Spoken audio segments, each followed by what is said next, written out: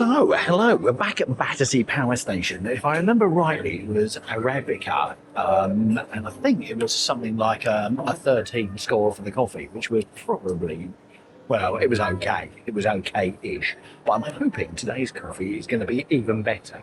Now, we're in a place which is called Grind. It's on the Turbine Hall B. Yep, it is. Just having a quick look there. Turbine Hall B, and not A, where the other one is. It's on the middle floor, which I think they call it upper ground.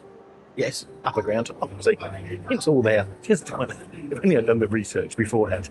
Anyway, we're there. We're at the end now. Grind has been here for a since the place opened, but it was a temporary place to start with its caravan. Still got the caravan, but now with its caravan, it's got its own little shop at the end. So, is this going to be a better coffee than Arabica? Now, Arabica, I'm going to put at the end of this video so you can have a look. And also, we're here to remind you that you can come here. You've got Starbucks, you've got Joe and the Juice, you've got various other places you can go for coffees. But actually, what we want to do is we want to highlight some of the more independent coffee places to you, so you don't have to go and have those sorts of coffees there. It gives you an idea of why we're here. Anyway, lovely to see you. Hope you've been enjoying the videos. They've seemed to be going down a great gun. Now, Battersea Power Station is a beautiful place to visit, whether it's Christmas, during the middle of summer, when they've got their light festival on. It's always a good place to come. So actually, do you know what? That's why we're doing a couple of coffees down here, because we come down here quite regularly, and I'm in search of a decent coffee. So I'm really hoping today, and Grind is going to definitely be one of them. Now, Grind, I know there's a few shops around London, and I've seen probably a couple of others, so it's not massive. So I'm still going to call it independent, because it's nothing like your Starbucks, your Costas, your Cafe Neros, and your Black Sheep, etc. All of which we will taste at some point. Don't forget, we've already done one chain, which is Harrison Hall, which is part of Cafe Nero. So we will be testing those at some point to give you a sort of a base mark against it, but it just sort of gives you an idea. We're going to do the tasting in a normal way, which is really good. And should we see what it's like here at Battersea? Now, you've also noticed it's coffee only. There are no pastry, snacks or anything else. And the reason for that is there's loads of other places you can get those if you want to get those. Okay, so there you go. Gives you an idea on that one. Right, so number one, we've got a black Americano as normal, which is lovely. And it seems to smell absolutely gorgeous, so I'm really looking forward to trying it. It's their house blend, so we'll see what it's like on there. I've gone for a small black Americano, which was £3.55, which for a London coffee is not too bad, although I've gone for a small one on that one, so it just gives you an idea. It's London prices, I know. Okay. Right, should we go for it? Come on. We're 3 minutes in. We better start sniffing and finding out what's going on with this coffee. Oh my God. That smells absolutely beautiful. I can sort of smell, definitely is a nutty, a deep nutty smell on that. Almost an aroma mixed with sort of bonfire. So you get so real deep. You get that up your nostrils. That is absolutely gorgeous. That's really a really nice aroma. So I'm saying, yeah, a deep nutty smell, but certainly a well roasted, because you can really smell the sort of the bonfire, etc. in the background. So it just gives you an idea on that, which is lovely. Now, let's go for the acidity and the sweetness next. Now, this could be amusing, because this is a very hot coffee. Yeah, you know what that means. Bunnies! Right, let's give it a go. Actually, it's not as bad as I thought it was going to be heat-wise. Now, acidity. I'm just trying to get some of the acidity there. Let's go for it again.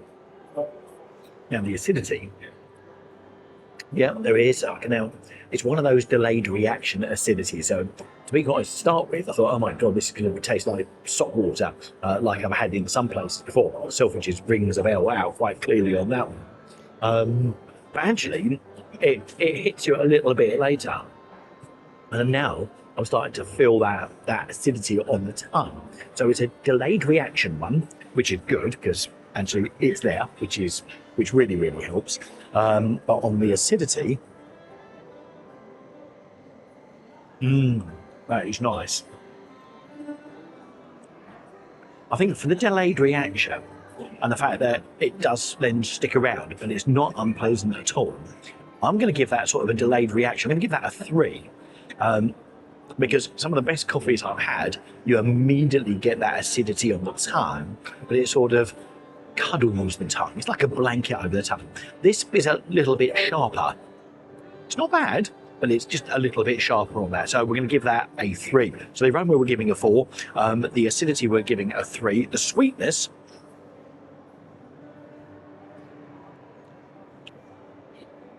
there's a little bit of sweetness there, hardly anything.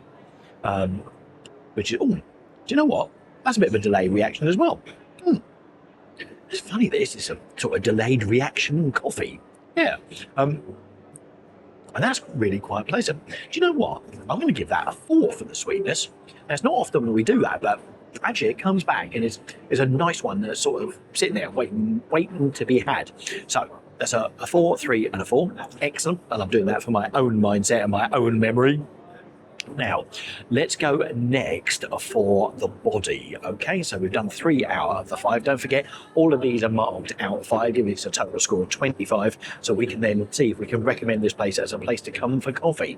Right, so let's go for the body next. And I think, judging by the look of my cup, the body is going to be okay. If you look, can you see? You've got it still. Oh yeah, that is hanging around. Now that is lovely, because can you see it's sort of hanging around? It was hanging around the top of the cup anyway while I've drunk it already, but actually that's hanging around rather beautifully. So on the body on that one, although looking at the consistency, so there's one thing to see what the body is like hanging around the edge of the cup. The consistency, I don't know about you, it still looks not overly thick, but it looks a little bit watery, so I'm going to have to dock a mark for that one. So I'm going to give that a 4. I'm going to give that a 4 for the body on that one. But it's still good, isn't it? Still not bad at all. So we're on, I made that 15 so far. I've got the fingers going. I'm here on my own, so I really have got the fingers going. So we're going for a 15 on that one so far, which I think beats Arabica, and we've still got the finish to go.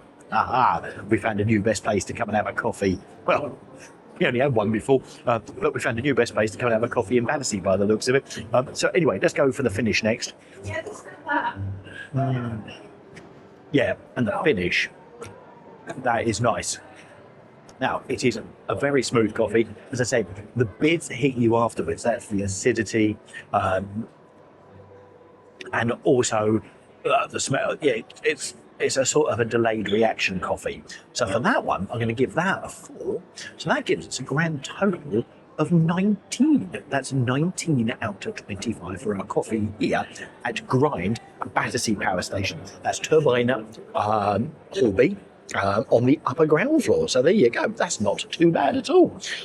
Now, if you're going around London and you've got a coffee place that you can suggest to us, as a number of you have, it's been absolutely fantastic. In fact, I was in...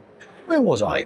Oh, yeah, I know where I was. I was in Cold Drops Yard not long ago, bumped into a coffee connoisseur who saw me filming and was telling me places to go. So we've got those on our list to go to, and I'm really looking forward to that. And we'll give you a name check for those as well. So let me know any other places you need us to go and test. But also, if you're in London and you fancy a coffee with me, and our diaries collide, then we can have a coffee together and we'll get you doing some coffee tasting as well. So we look forward to doing that. Also, if you fancy supporting the channel, you can buy us a coffee. Yeah, you can actually buy us a coffee and we'll give you a name check like so many people have done to support the channel so far, and we really thank you for it, because this goes out to you guys. And the last people that supported us and buy us a coffee was Al and Paula from Chattanooga in Tennessee in the USA. So a massive thank you to you guys on that one. And there's a QR code at the end, so if you fancy donating, keeping the channel going, help us support us and buying some coffee on your behalf, then that would be amazing as well. Anyway, I'm going to put Arabica, which is also here at Battersea Power Station,